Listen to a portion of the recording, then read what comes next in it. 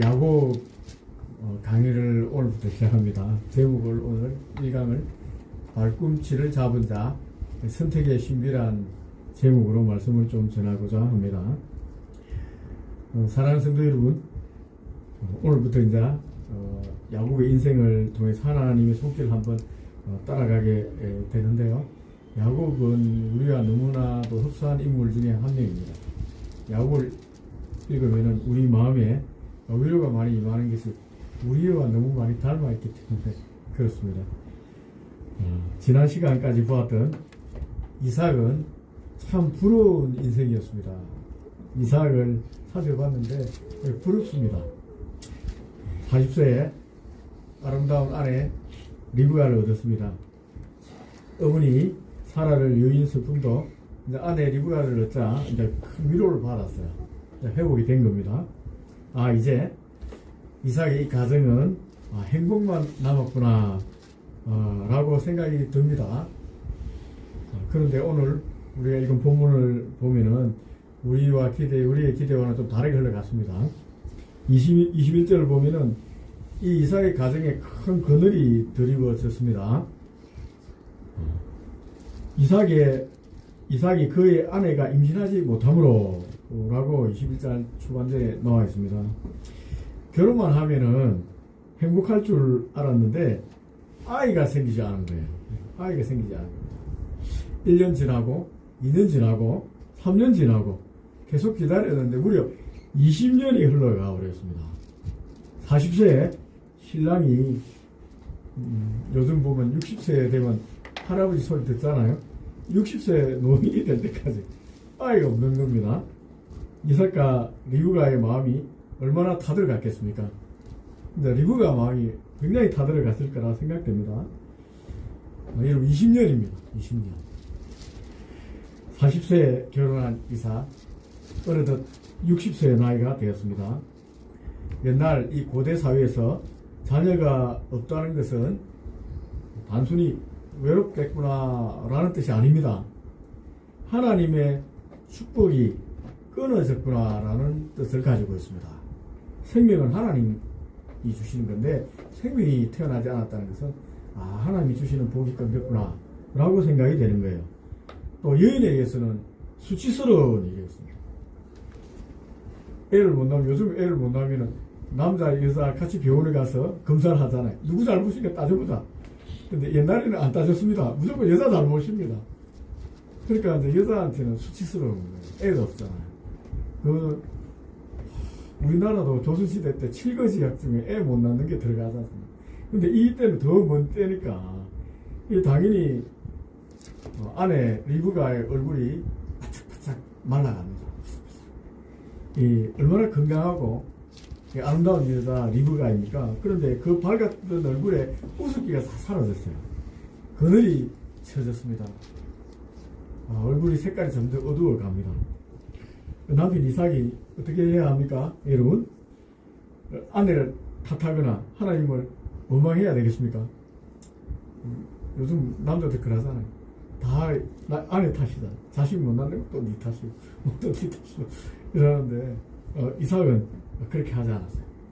21절 후반절을 보면은 이삭이 그의 아내를 위하여 여호와께 간구하매 라고 되어 있습니다.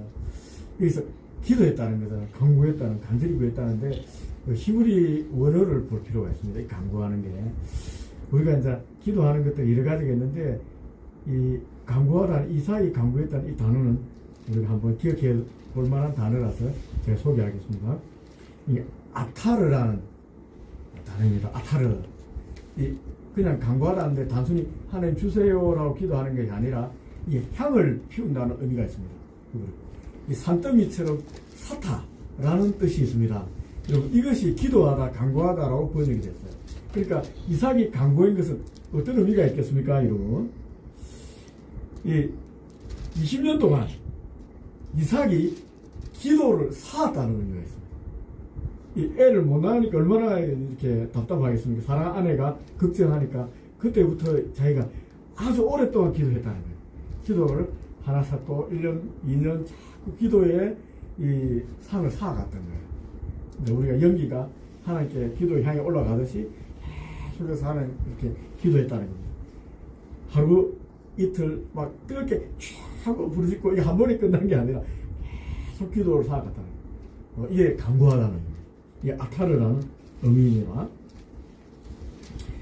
아내의 텅 빈 태, 이 태를 보면서 기도로 그 텅 빈 공간을 자꾸 쌓아간 거예요. 아내 기도하면서 아내 임신한 모습을 상상하면서 또 기도하고 하나님 주십시오, 자녀를 주십시오. 이 아내 리브가를 바라볼 때마다 저 태 자식 좀 주십시오. 계속 기도한 것입니다. 이렇게 기도했을 것 같습니다. 하나님, 생명은 사람의 힘으로 만드는 것이 아니지 않습니까? 하나님 주시는 선물이지 않습니까? 제발 좀 저에게도 자식을 주십시오. 제 안에 태를 열어주십시오. 이렇게 계속해서 했을 것입니다. 20년 동안 기도하는 것. 이게 이삭의 믿음입니다. 저도 이 남편 이삭의 마음을 좀 알고 있습니다. 저 역시 결혼한 후에 이 2번 유산했어요. 우리 성인이 낳기 전에. 아내는 아이를 얻고 싶은데 이제 자꾸 유산이 되는 겁니다. 한번 또 제가 이제 사업 실수해서 또 일이 터져서 유산된 것도 있습니다만은 제가 이제 마음이 너무 아파요. 아내 얼굴이 이제 유산하면 애 낳는 거와 똑같잖아요. 얼굴이 창백해지고 너무나 힘든 걸 보니까 내가 너무 또 미안하기도 해서 제가 할 수 있는 것은 기도밖에 없으니까 검정산 가난 수양관에 가서 기도를 많이 했습니다. 그리고 한참 울었습니다.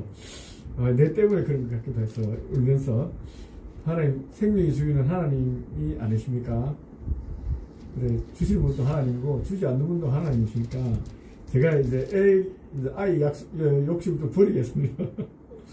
하나님 안 주셔도 이제 괜찮습니다 하고 이제 기도하고 욕심 내려놓고 아내가 너무 힘들어하니까 그렇게 내려왔습니다.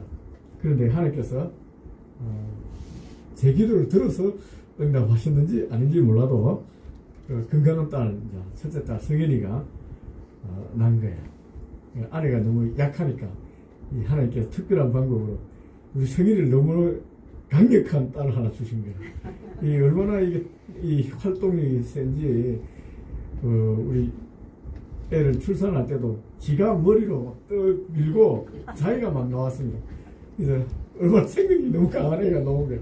그래서 이 의사 끄집어내다가 머리 상처도 받고 그래 하나님 은혜로 나왔습니다. 그래, 애 없으면 얼마나 그러니까 마음이 아픈지 애 갖고 싶은 사람은 알아요. 요즘 젊은이들은 없어도 그만이다 하지만 또 사실 그렇지 않습니다. 애를 가져야 되는데 못 가지면 얼마나 어려운지 몰라요. 요즘 이제 늦게 결혼하니까 제가 아는 청년들 중에 인공 수정해서 한 사람들 3건이나 있습니다. 그것도 잘 안 돼서 돈을 얼마나 많이 쓰고 하는지 모릅니다. 그래도 한 명이라도 낳고 싶어서 그렇게 애를 써서 겨우 하나 낳는 거예요. 그러니 여러분 자녀가 있다는 건 복입니다. 하나님께서 여러분 가정에 복을 주신 거예요. 자, 사랑하는 여러분, 혹시 여러분들 중에도 어떤 막혀있는 문제가 있습니까? 20년째 기도하는 그런 기도 제목이 있습니까? 낙심하지 말기 바랍니다.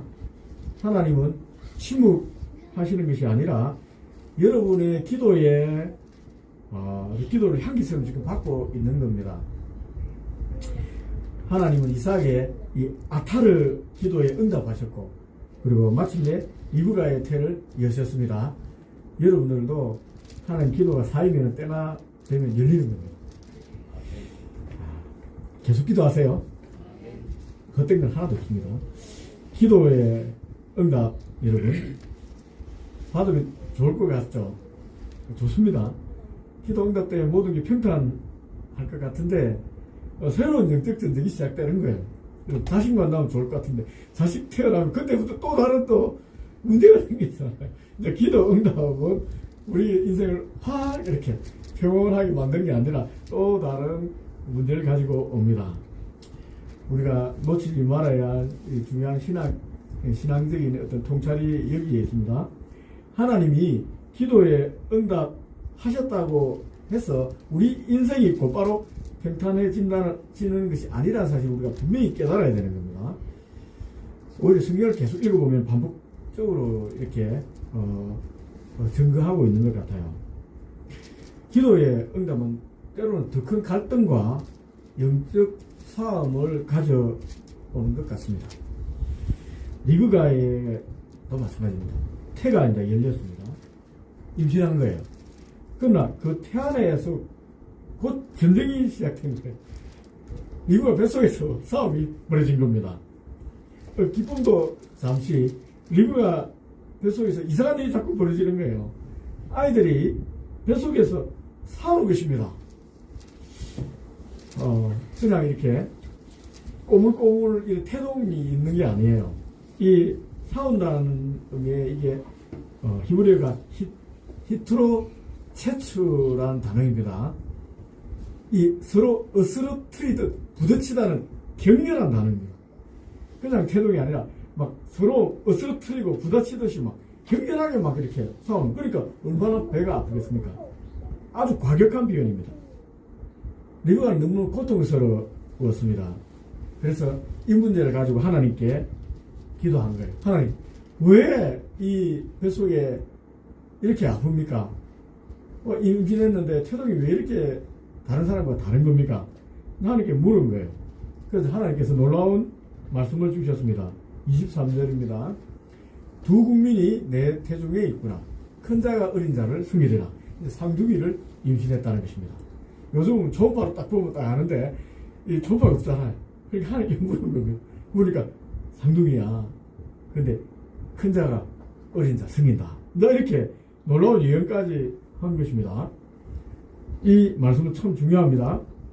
형이 동생을 섬기게 될 것이라는 이 예언은 여러분, 야곱이, 첫째, 둘째가 야곱인 거 알잖아요. 우리는 형 에스보다 착해서가 아닙니다. 그렇잖아요. 뱃속에 있는 아이들이 무슨 선하고 악한 일을 했겠습니까? 아무 이렇게 선악을 한 게 전혀 없어요, 여러분. 이것은 그냥 전적으로 하나님께서 주권적으로 그냥 선택하신 거예요. 그래 말씀하신 겁니다. 임신했는데 하나님께서 얘기한 거잖아. 상둥이 임신했는데 큰 자 작은 자 섬긴다. 야곱 얘기한 거예요. 야곱이 착하기 때문에 선택했다. 이것도 아니에요. 그냥 선택한 것입니다. 우리는 흔히 야곱 하나님은 왜 야곱은 사랑하고 에서는 미워하셨나라고 묻습니다. 여러분, 이것은 감정적인 편애로 오해한 질문입니다. 그냥 하나님께서는 그냥 역할과 사명을 선택했을 뿐입니다. 야곱이 약속의 계승자가 된 역할을 선택한 거예요, 그냥. 그냥 뭐 이렇게 크고 좋고 뭐 그런 게 아니에요. 그냥 직분을 선택한 일 뿐입니다. 인간적으로 볼 때 저는 에스가 더 괜찮은 남자라고 생각이 됩니다. 단순하잖아요. 그리고 우직하잖아요. 뭐 싫으면 싫다. 아주 나쁘다. 정직하잖아요. 이에 반해서 야곱은 얍삽합니다. 제가 이게 잘 읽어보면 좀 얍삽합니다. 인간적으로 볼 때 여러분 속이고 수단방법을 가리지 않습니다. 빼앗으려 욕심이 굉장히 많은 사람이에요. 그런데 하나님은 야곱을 택했습니다. 에스도 부족하고 야곱도 부족하지만 그래도 중심에 하나님의 은혜를 원하는 그 마음을 보시고 하나님께서 자격이 없지만은 야곱을 택하시고 사명을 맡긴 것입니다. 다른 건 없습니다. 다른 건 없습니다, 여러분. 우리 잘 생각해야 됩니다. 우리도 마찬가지입니다. 우리 육주인 부모도 사실은 다른 것은 없습니다. 저도 두 딸이 있는데 누굴 더 사랑하느냐? 다 사랑합니다. 근데 늘 이렇게 다른 딸들은 또 그렇게 생각하지 않을지도 모릅니다. 저는 둘째인데 형님 여동생이 있습니다. 형님이 제보고 맨날 얘기한 말이 아버지 어머니는 둘째 니만 사랑했잖아. 맨날 이렇게 뭐 하면 내한테 그러는 거예요. 나는 볼 때 형이 장남이라 좋은 거 다 가지고 나는 얻어맞으면서 컸는데 불쌍해서 내한테 떡 하나 더 줬을지 몰라도 우리 제가 애 키워보니까 장남한테 많이 투자합니다. 공부할 때도 집중합니다. 진짜입니다. 둘째는 좀 오히려 우리 영이 없어서 둘째는 자유롭잖아요. 그리고 좀 이렇게 첫째한테 너무 에너지 썼기 때문에 해도 안 된다는 깨달으니까 뭐 공부도 막 그렇게 악착같이 시키려고 하지도 않고 자유롭게 알아서 해라 이렇게 할 정도로. 근데 첫째는 달라요. 뭔가 만들어 보려고 애를 쓰고 다 하지 않습니까? 그런데 저희 형님은 늘 하는 말이 아버지 어머니 니만 사랑했잖아 이렇게 얘기하는 거예요. 그렇지 않습니다. 제가 볼 때는 형님도 많이 이렇게 사랑받고 많이 이렇게 귀하게 했는데 모르는 거예요. 진짜 모릅니다. 저도 잘 모르겠죠. 모르는데 우리 영희도 사랑하고 형이도 사랑합니다. 저는 둘 다 사랑하는데 속을 속을 좀 내주시면 다 사랑한다 이렇게. 근데 이제 이게 잘 모르는 거예요. 우리 성경을 봐도 다 오해하는 거예요. 사람들 하나님은 누구를 편애한다 생각하는데 그렇지 않습니다. 사명을 맡긴 것뿐입니다. 로마서 9장에서 바울은 이 장면을 이렇게 해석합니다. 로마서 9장 11절입니다. 그 자식들이 아직 나지도 아니하고 무슨 선이나 악을 행하지 아니한 때에 택하심을 따라 되는 하나님 뜻이 행위로 말미암지 않고 오직 불신은 이로 말미암아 쓰게 했다. 하나님의 택한 행위가 아니고 그죠? 불신은 거에 따라 그냥 했다는 거예요. 쓰게 했다는 거예요. 그러니까 선을 행하지 않았다는 거죠. 선과 악을. 그때 하나님 일방적으로 그냥 직분과 사명으로 택했다는 것입니다. 이게 은혜입니다. 이런 게 은혜라는 거예요. 저와 여러분이 이 자리에 나와서 예배 드리는 것도 우리가 남들보다 훌륭해서가 아닙니다. 하나님 전적인 선택과 은혜 덕분입니다. 이 자리에 올 수 있는 건 정말 하나님의 은혜입니다. 수요일 날 예배 드린다는 거 하나님 은혜입니다. 이런 믿음이 없으면 못 옵니다. 믿음은 내가 잘 믿어서 아닙니다. 하나님 믿음 주셨기 때문에 오는 거예요. 하나님 특별히 오라고 불러주셨기 때문에 오는 거지 절대 못 옵니다. 특히 신앙생활 해보면 해볼수록 압니다. 수요일에 같이 이렇게 이런 자리에 오는 거는 정말 하나님께서 우리를 붙잡고 계시기 때문에 오는 겁니다. 드디어 상둥이가 태어났습니다. 먼저 나온 아이는 온몸이 붉고 털이 북실북실해서 이름을 에서라고 지었습니다. 그런데 바로 뒤이어 나온 동생이 이 형의 발꿈치를 딱 잡고 태어난 거예요. 지가 먼저 나오려 하다가 처진 거죠. 힘이 딸려서 발꿈치를 잡고 나왔습니다. 그래서 이름을 야곱이라고 지었습니다. 이게 이제 야코프라는 이 히브리 단어인데 이제 발꿈치를 뜻합니다. 이 발꿈치를 잡은 자, 여기서 이제 파생돼서 속이는 자 그리고 밀어내는 자라는 뜻도 생겼습니다. 야곱이라는 뜻이. 야곱은 태어날 때부터 2등입니다. 태어날 때부터 2등. 아주 간발의 몇 초 차이로 장남이 되지 못한 서러운 운명의 야곱입니다. 이 평생 한이 되고 평생 한. 더구나 자라면서 가정의 분위기가 또 묘하게 흘러갔습니다. 근데 아버지 이삭이 잘못한 거죠. 아버지 이삭은 약하고 온유한 사람이고 온순한 사람입니다. 근데 자기 태어난 장남 에서는 굉장히 사나이답고 남자다운 거예요. 그래서 에서를 좋아한 거예요. 또 어머니는 그런 편애를 받는 에서를 보니까 또 야곱이 불쌍한 거예요. 또 어머니 리베가는 태중이 하나님께 직접 음성을 들었잖아요. 큰 자가 어린 자를 섬긴다. 이 예언 때문에 이 말씀 들었기 때문에 야곱에게 더 마음이 가는 거예요. 그래서 리브가는 조용한 야곱을 좋아했다고 되어 있습니다. 이 부모의 편애가 가정을 파탄이 빠뜨립니다. 자녀의 마음에 구멍을 내는 겁니다. 야곱은 아버지로부터 인정을 받지 못한다는 결핍감에 시달린 거예요. 그럼 남자가 되려면 사나이로 하려면 아버지의 영향이 있어야 됩니다. 아무리 어머니가 이것저것 다 한다 하더라도 아버지의 영향이 또 필요합니다. 아버지 역할을 하는 것. 야곱은 아버지가 있는데 아버지 사랑을 못 받은 거예요. 그러니까 이게 굉장히 큰 상처가 되고 남자로서의 이 역할에 대해서 왜곡된 자아상을 가지게 되는 것입니다. 이 야곱의 내면을 한번 우리가 짐작해 볼 수가 있습니다. 야곱이 왜 그렇게 집착이 강하고 이 집념의 사람입니다. 이거 자꾸 안 놔주잖아요. 그 욕심이 많은 것들, 이런 가정사 때문에 생긴 거라고 생각해 볼 수가 있습니다. 사람 아버지에게 인정받지 못한 그 굶주림이 역설적이게도 하나님께라도 인정받아야 되겠다 하는 거룩한 영적인 허기로 승화된 것입니다. 이게 좋게 된 거예요. 하나님 아버지라도 하나님 복이라도 받아야 되겠다고 움켜 잡는 거예요. 이건 좋게 발현된 겁니다. 아버지는 형을 사랑하지만 하나님의 복인 장자권만큼은 내가 반드시 한번 받아내야 되겠다라는 이 간절함이 어머니 곁에 있으면서 리브가가 뱃속에서 들은 이 예언을 전해 들으면서 꿈이 자란 거예요.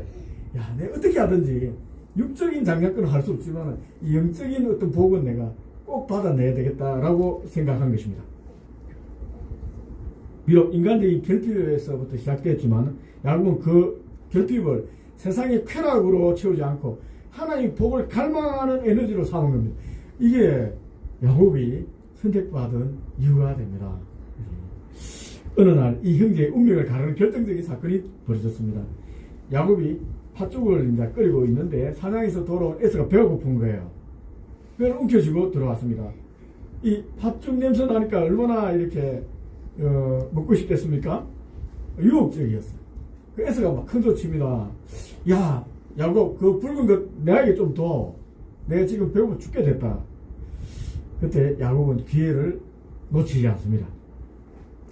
이 에서의 단순함을 아니까 팥죽 하나를 담보로 장자권을 팔라고 요구합니다. 내 팥죽 줄 테니까 장자명분 내한테 팔아. 우리 야곱이 굉장한 사람입니다. 팥죽 하나로 엄청난 걸 지금 요구하는 거예요. 여기서 우리는 에서가 팔아버리거든요. 에서를 비난하기 전에 우리도 한번 되돌아보면 좋겠습니다. 이 에서의 행위를 우리는 과연 에서처럼 행동하지 않을까 한번 생각해 보면 좋겠습니다. 사실 우리 대부분은 야곱보다도 에서를 더 닮아 있습니다. 지금 이 순간에는 에서를 더 닮아 있다고 생각됩니다. 에서는 악한 사람이 아닙니다. 지극히 합리적인 현대인이라고 할 수 있습니다.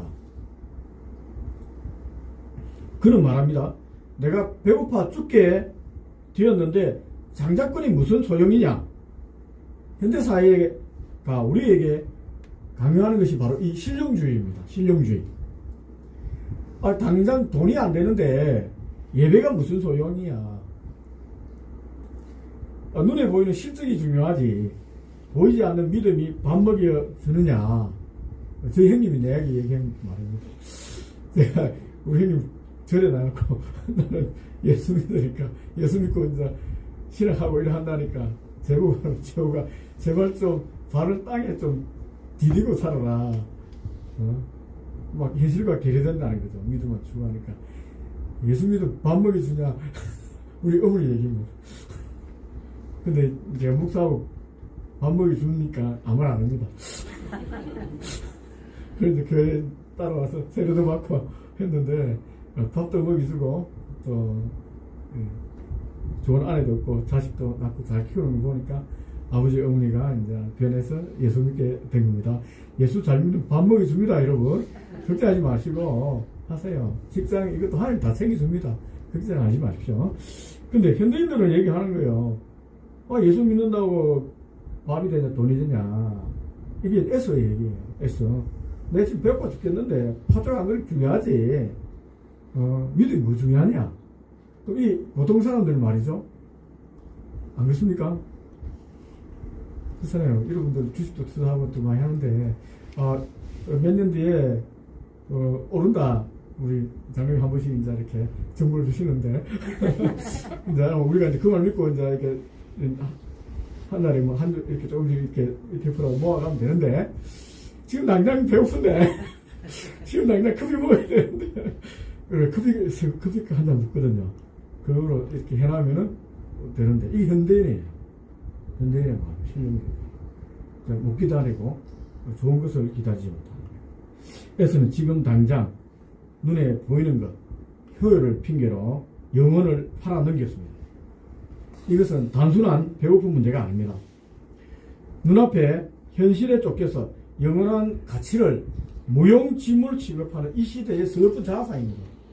우리도 마찬가지예요. 좋고 이 귀한 것들에 대해서 신경을 안 쓰는 거예요. 그리고 종이 뭡니까?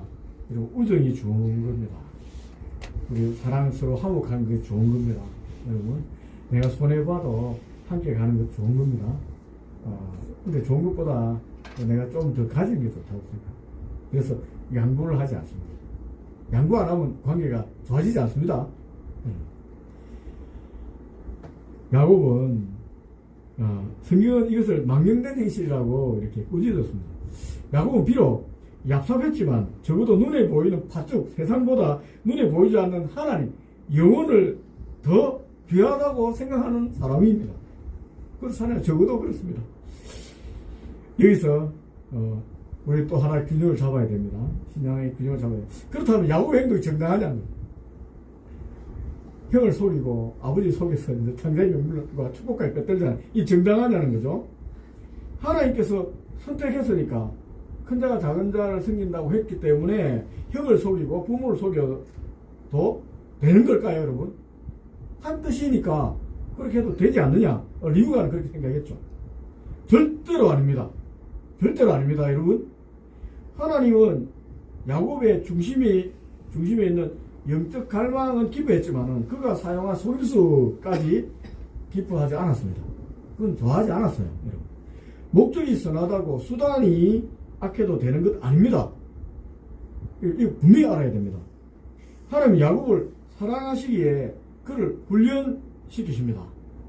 형을 속인 야곱은 훗날 외삼촌 라반에게 걸려서 20년 동안 죽을 똥 살똥 속임을 당했습니다. 얼마나 사기를 많이 당했는지 모릅니다.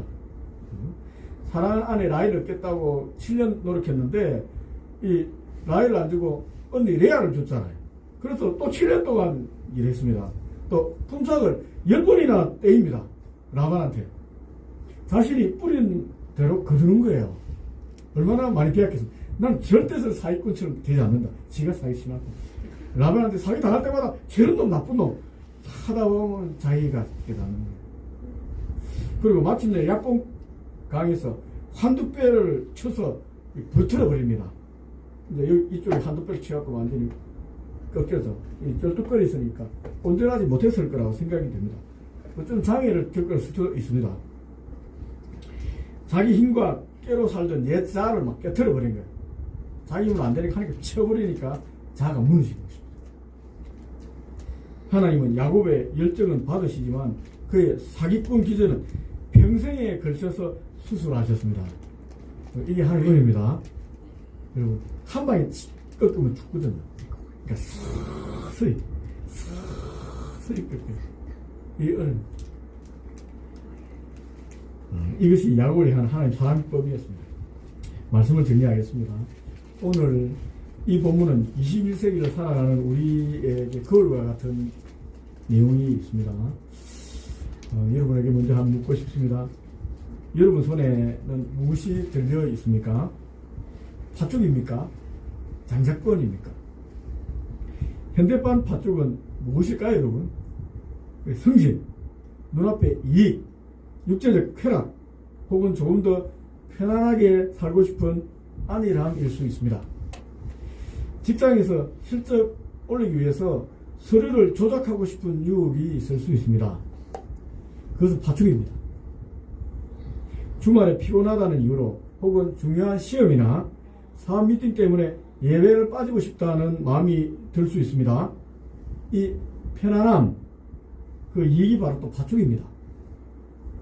이번 한 번만 눈 감으면 돼. 예배는 나중에 드리면 되지 라고 말하는 순간 우리는 S가 되는 겁니다. 당장의 이익을 위해 영원한 가치를 팔아버리는 어리석은 사람이 되지 말아야 되겠습니다. 두 번째, 여러분, 영원한 하나님의 복을 구하되 야곱의 꼼수가 아닌 정직한 손을 내밀기 바랍니다. 꼼수 안 써도 됩니다. 이 장자 명분하고 축복 안 받아도 하나님께서 야곱을 들어서 큰 자가 되게 하셨을 겁니다. 그래 안 해도 되는데요. 야곱처럼 하나님 복을 사모하십시오. 예배의 자리를 목숨처럼 지키십시오. 직분과 사명을 귀하게 생각하십시오.